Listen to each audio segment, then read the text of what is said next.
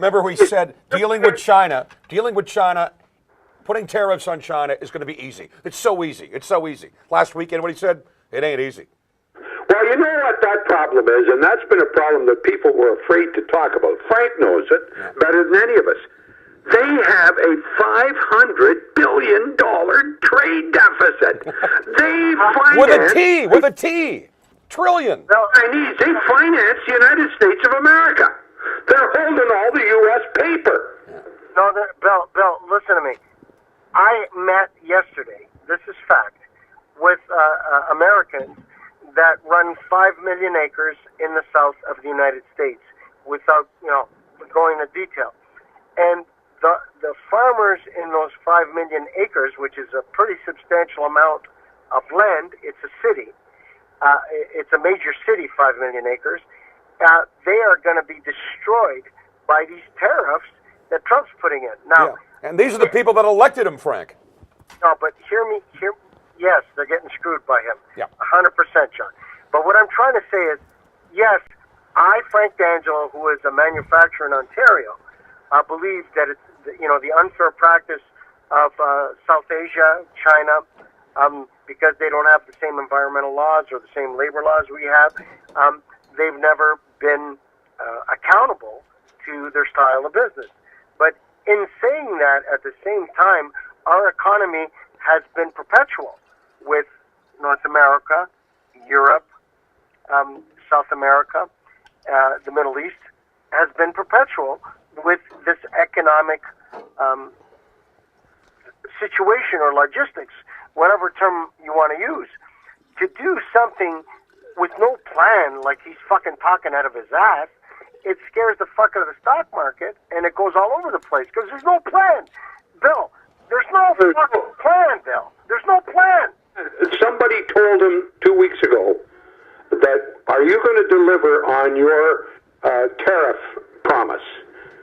Next day, he's delivering on the tariff promise. They had no idea where it goes or how it goes, and doesn't give a shit. And Bill, he did this because of Fox News. He saw it on Fox News, and he went nuts. All I'm telling you is this. He needs to, if you're going to shoot off your mouth, you need to have substance. You got to back up your shit. And it's scary. It's scary to me. Right now, the economic fear, and look, China would come to the table. They don't want to lose the United States as a trading partner. The United States is a 340 million populace against almost 2 billion people. So who's losing here? I disagree with Trump's fictitious rationalization of his madness numbers. China is a big purchaser of soy in the United States, is a big purchaser of meat. They buy a lot of stuff from the States. So now with these tariffs,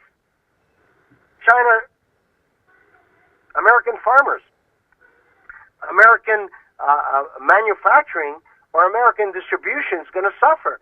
They're saying that the United States will be affected by almost 60 to 70 million people based on Trump's insanity, because there's no plan. He's saying they're going to do these tariffs, and he's telling that they're unfair. Like, this is not the way you fucking do business. No, you're right, Frank. And the other thing he's playing with the future of the party, because he says he can get this Chinese tariff thing resolved in 60 days. No, I disagree with you.